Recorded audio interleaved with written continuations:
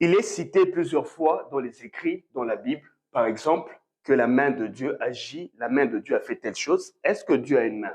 Littéralement, c'est ce qui est dit. Maintenant, conceptuellement, c'est quoi la représentation spirituelle ou la compréhension intellectuelle ou la raison fonctionnelle de la main de Dieu? C'est quoi la main de Dieu et comment se représente-t-elle? Parce que nous savons tous que c'est métaphorique, c'est une image, mais quelle est sa vraie représentation? Je vais te donner un texte qui va te permettre d'avoir une idée de c'est quoi la main de Dieu. Ce texte, c'est celui de 2 Chroniques 7,14 qui dit « Si mon peuple sur qui est invoqué mon nom s'humilie, prie, cherche ma face, se détourne de ses mauvaises voies, c'est là que je lui pardonnerai son péché et je l'exaucerai. » Là, on comprend directement que ce sont les conditions de l'exaucement, les ce qu'il faut réunir pour être exaucé. En réalité, on va essayer de les représenter maintenant graphiquement par cette main pour comprendre comment la main de Dieu agit et par quoi est-elle représentée pratiquement, fonctionnellement, pour que nous soyons aussi au courant de ce qu'il faut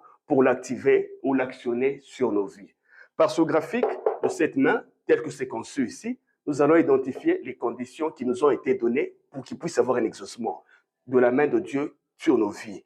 La première condition pour que la main de Dieu puisse agir, la Bible dit « Si mon peuple sur qui est invoqué mon nom ». Donc, le premier doigt de la main de Dieu agissante, c'est d'abord être son peuple, faire allégeance, lui appartenir, en se soumettant à ses lois, à ses principes, à ses commandements. Et puis, ça continue en disant « s'humilier ». C'est le deuxième doigt. La deuxième condition, l'obéissance, la soumission à sa volonté. Autrement dit, ne fait que ce qu'il a dit. C'est le deuxième doigt, c'est la deuxième condition. Le troisième doigt, c'est la troisième condition, quand il dit prie. Oui, prier, qui veut dire, autrement dit, pratiquement invoquer ou autrement faire ce qu'il veut, ce qu'il faut.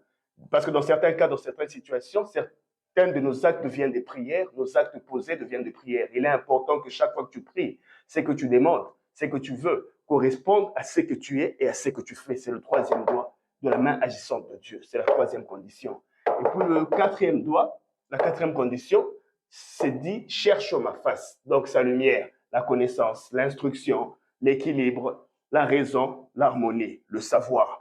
Oui, c'est ça la quatrième condition qui représente le quatrième doigt de la main agissante de Dieu. Et puis, enfin, le cinquième doigt, ou la cinquième condition qui dit « et se détourne ».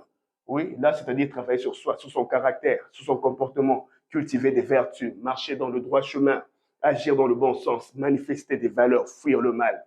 Ce sont les 5 conditions pour que la main de Dieu agisse.